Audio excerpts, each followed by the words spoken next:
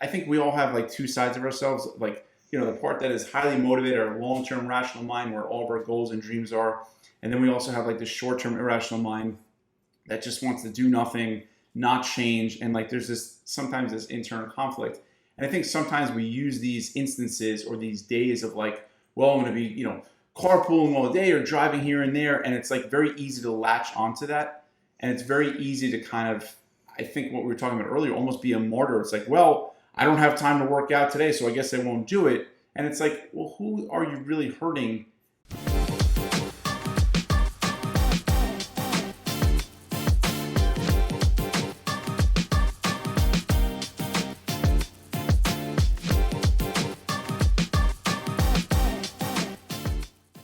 Hey, Adam, I'm ready to talk about something that doesn't feel very good. How about you? I'm sort of ready. You better get ready because we're talking about it. All right, so I have to share with you that yesterday was an uncomfortable afternoon and evening because I felt a very significant emotion that I think a lot of people run into, and that was resentment. Yeah. How about you? Do you ever feel resentful? Absolutely. Yeah. And to be clear, like we talk about emotional eating a lot, and I think it'd be really interesting to talk about this particular emotion today because I think this is a big one. I think it leads to a lot of versions of emotional eating, reward eating, revenge eating. That's a big one. You ever notice that? I have definitely been like, oh yeah? Wow, I'm going to eat all these snacks and I'm going to eat this. So very reactive, very reactive. So today, let's talk about resentment and let's start off with what the heck is it? Any ideas? Um, Absolutely. I think your definition or what you shared with me before this video was phenomenal. So I think maybe we can just go straight to that. I'm good. I'm good with that. So in my head, resentment is actually kind of a big jumbled mess of several really uncomfortable emotions. And those are disappointment, anger, frustration, fear, and a hefty dose of shame, which is interesting to think about. But I don't think anybody wants to admit when they're resentful of someone or something else. I know I have kind of a tough time admitting that I'm feeling that way. May I ask why? Um, because of my behavior when I'm feeling resentful. I think that's what it is. Yeah, I don't like how I behave and I don't like the feelings I'm having. And so I don't want to admit that I'm having those things. And so I may turn around and graze through a bunch of snacks or stuff my face with chocolate chips, right? Like to try and escape that discomfort. And actually that's exactly um, anti what we want to do when we're feeling that feeling. Oh gosh, how many times have we had this conversation? Feel your feelings. So Easier I'm a said little than bit, done. yeah, I'm in the hot seat, totally in the hot seat. But I think that's what it is. I'm ashamed of my behavior when I am feeling resentful. And okay, we got to back it up for a second because I skipped another really important part of resentment. And that, I read this somewhere. Resentment is the emotion of justice, right? When you're I love that. resentful, right? It nails it. It's because Yeah. you feel like you've been, there's been an injustice done to you, Something right? feels unfair. Totally. Totally. And for me, a lot of times, as I'm sure it is for many people, it's like an imbalance in your household, right? That's what yesterday was about. Okay. And yeah, I've got to do all these things. I've got to deal with the kids. I've got to cook the dinner. I've got to clean up. Hmm. Yep. Emotion of justice. Yep. So, And I think resentment comes up a lot with siblings.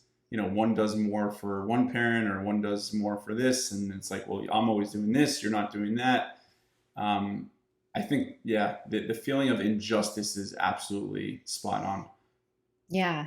And to be clear, I mean, there are definitely bigger themes in life, societal injustice, cultural injustice, things like that. Listen, that's not where I'm going with this today. I'm really talking about the day-to-day injustice we experience, we perceive that we experience. And that is really the key, is the perception. Okay. So this is where it starts to get really sticky. So yesterday I didn't want to admit I was feeling resentful. I didn't like my behaviors. I didn't like how I was feeling. And for me, it was just easier to look at everything that I wasn't getting and be angry about it. But the truth is, I could have stopped and said, hey, I'm feeling this way. And to me, when I feel resentment, it's because there are needs I am having that aren't being met. And I'm looking outward for somebody to fulfill those needs. And I'm doing it expecting them to read my mind. Right. Right? Like, I mean, sure, there are people out there who have ESP. I'm pretty sure it's not my husband. I'm pretty sure it isn't him. He's awesome. He doesn't have ESP. And perhaps also part of it is when you're feeling resentful, there's things that you needed. I mean, as you said, like your needs are not getting met, and perhaps you neglected your own needs to do whatever it is you're doing. And perhaps maybe we're jumping ahead of here, but I think that's also, I find when I'm feeling resentful, it's because something I need to do on a daily basis or whatever wasn't getting done, or I didn't have a chance for that. Mm-hmm. Mm-hmm. Ultimately, Yeah. needs aren't getting met. Right. And the thing is, big pill to swallow. We chose not to do that thing because we didn't communicate that that's a need and I need to make sure it gets done. Right. And so we perpetuate the story that feeds the resentment Yes. by not fulfilling our needs. It is a crazy cycle. It is crazy, right? And so again, there's that shame piece. Like, why do I want to admit I'm feeling resentful when frankly, it's my fault? It doesn't feel good, right?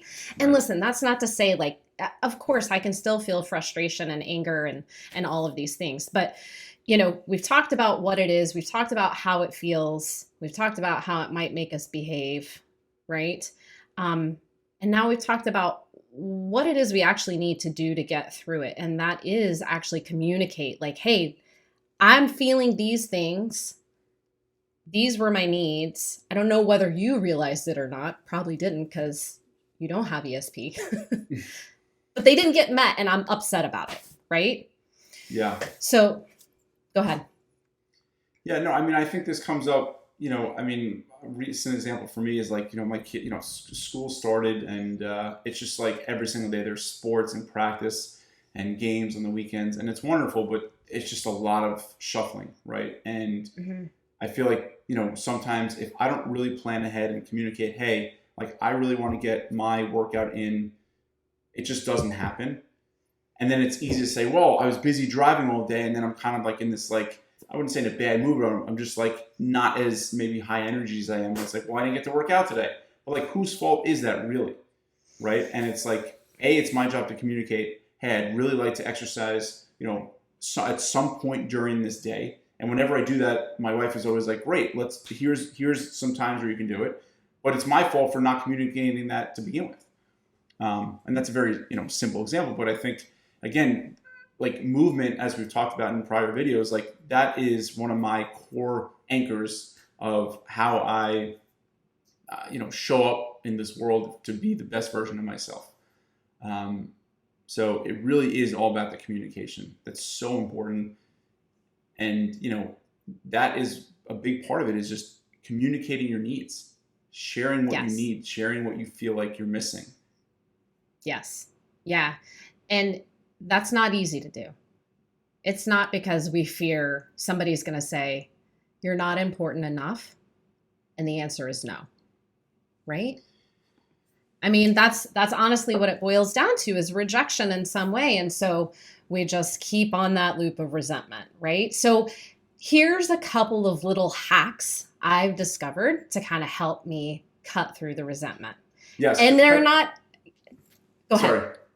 I just want to say one thing though, because I think that's true, but I also think there's a part of this where you kind of it's very easy. I think we all have like two sides of ourselves. Like, the part that is highly motivated, our long-term rational mind where all of our goals and dreams are. And then we also have like the short-term irrational mind that just wants to do nothing, not change. And like there's sometimes this internal conflict. And I think sometimes we use these instances or these days of like, well, I'm going to be, carpooling all day or driving here and there. And it's like very easy to latch onto that. And it's very easy to kind of, I think what we were talking about earlier, almost be a martyr. It's like, well, I don't have time to work out today, so I guess I won't do it. And it's like, well, who are you really hurting? So, for me, when I'm not scared, or in my personal experience, like I'm not scared of like someone saying, well, you're not important enough. For me, it's just like, it's one way to latch on, and it's one way to kind of let yourself off the hook, is like looping into like being busy or, not having enough time for yourself. But in reality, is it like you can always make the time. Yeah. It's an offloading of responsibility. Yes. Right. For what your outcomes are. For sure. For sure. Yeah. And that whole martyr situation is really interesting and complex. And I know we talked about it a little bit before we started filming. And I shared with you, one of the things I tell my clients is when you get angry at the world, anytime you say F them, you're actually just saying F you. It's true, right? Because like when I turn around and eat handfuls of chocolate chips because I'm angry at the world and I'm trying to say F them, nope, that's an F me. Right. That's an F me. So yeah, ooh, that's a tricky one. Good call out. Good call out. All right, so I interrupted you. Sorry. So how do we get the hacks? Yes. The hacks. I got 2 hacks. Right. First one is gratitude. And it has been said that gratitude is the exact opposite of resentment. And boy, when you are feeling resentful, that is a really, really hard 180. It's a really hard 180. And so in order to get to that, my other hack is be helpful. Whoever it is you're feeling that resentment toward, help them. Be kind to them and give them what it is you think you're needing and not getting. And I figured that out a long time ago. I lived in resentment for a while when I moved to where we live now, because I felt like I was on my own a lot. And I would just be eaten up with it. And one day I thought, how about instead of like trying to burn down this situation, which is ultimately just burning me down, help it, be helpful. Mm-hmm. And it really did soften me, and it helped me look at the situation differently and approach it with gratitude. So those are kind of my 2 secret hacks for getting through it. And they're not easy, but it does make the difference. It really does.